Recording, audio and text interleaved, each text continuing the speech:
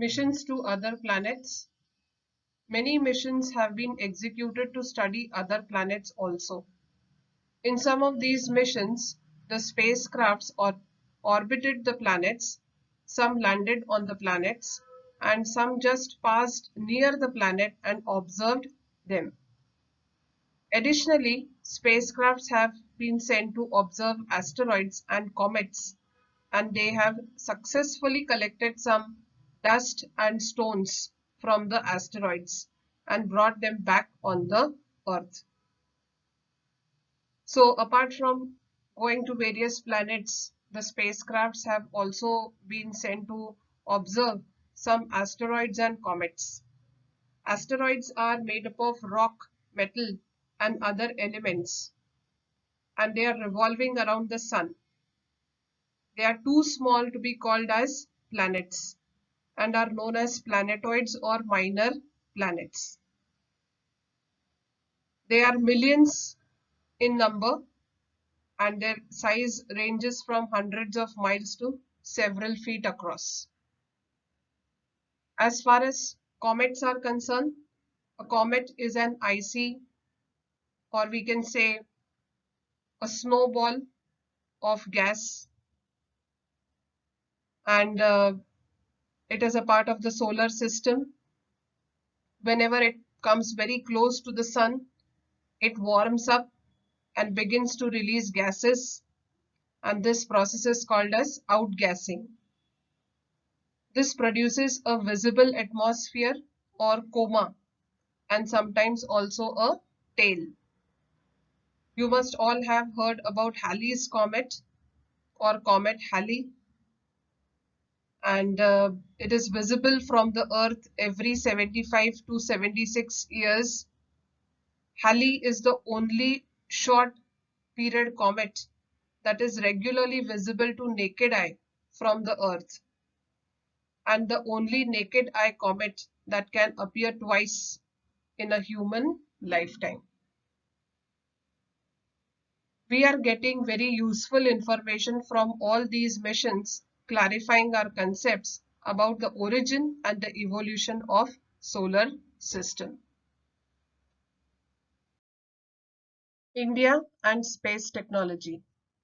India also has made remarkable progress in the science and technology of launch vehicles.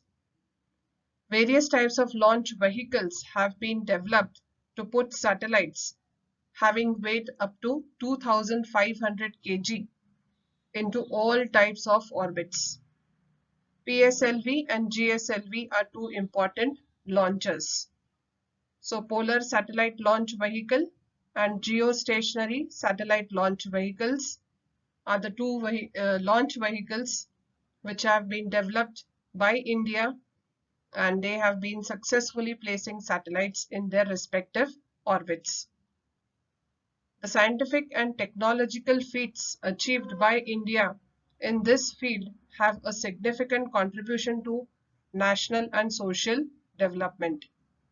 INSAT and GSAT satellite series is actively working in the field of telecommunication, television broadcasting, and meteorological services.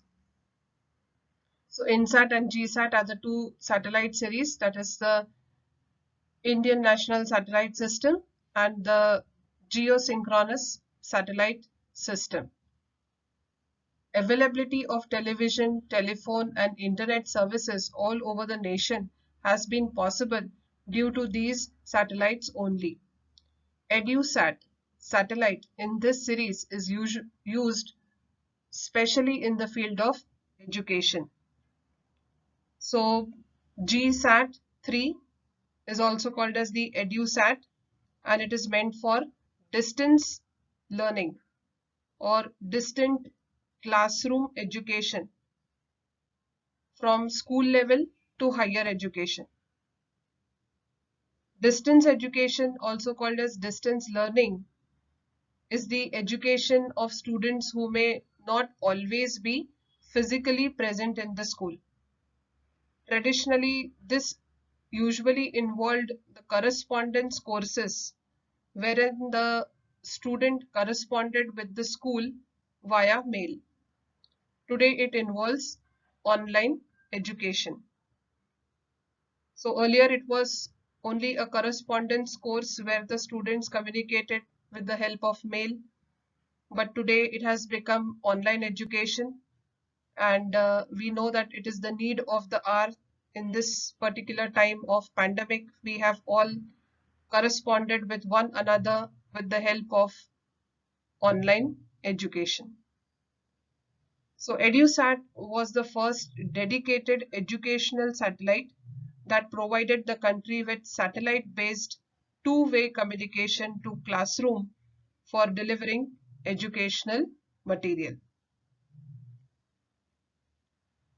IRS satellite series is working for monitoring and management of natural resources and disaster management. So IRS, that is the Indian Remote Sensing Satellite. To exactly locate position of any place on the Earth's surface in terms of its precise latitude and longitude, the IRNSS satellite series has been established. So the IRNSS satellite series is the Indian Regional Navigation Satellite System. So this is about the space technology and role of India in it. It is indeed a matter of pride for India to have launched 328 satellites for 34 different countries as of 7th November 2020. On February 15, 2017, ISRO launched 104 satellites on single launch by PSLV XL. 96 of them were from United States, while others were from Israel, UAE, Kazakhstan, Netherlands, Belgium, and Germany. So India is not only launching satellites for itself, but for other countries also. And that is a matter of pride for all of us. Coming to the last part of the lesson, that is space debris and its management.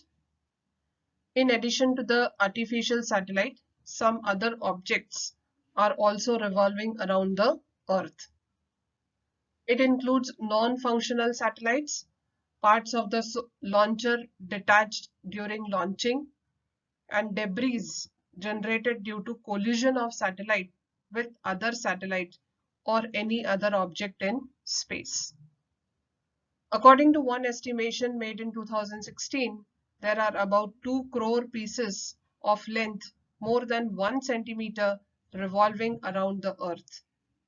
All this is nothing but the debris in space. These debris can be harmful to the artificial satellites. It can collide with these satellites or spacecrafts and damage them. These debris are increasing day by day. Soon it will be difficult to launch new spacecrafts. It is therefore very essential to manage the debris. Some studies and experiments are being done with this in view. Hope that soon we will have a solution for this problem and the future satellites and spacecrafts will be in no danger anymore. So this is about space debris and its management. With this, we come to the end of this lesson as well as the syllabus for Science 1. Along with this, I will also share with you the question and answers of the lesson along with numericals. You must read the lesson thoroughly, especially the last part, which is information based. Practice the numericals and write down the question and answers. Thank you.